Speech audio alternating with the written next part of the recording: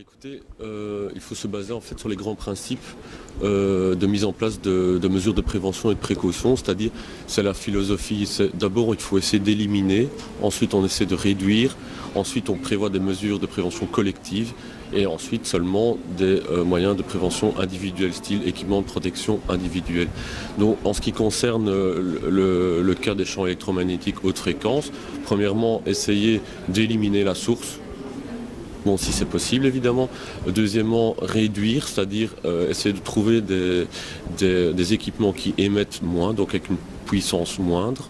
Ensuite, on passe aux équipements de prévention, donc de protection collective. C'est-à-dire que le mieux, c'est de zoner, je veux dire, je parle par là de grillager carrément des zones pour empêcher le travailleur d'approcher la source.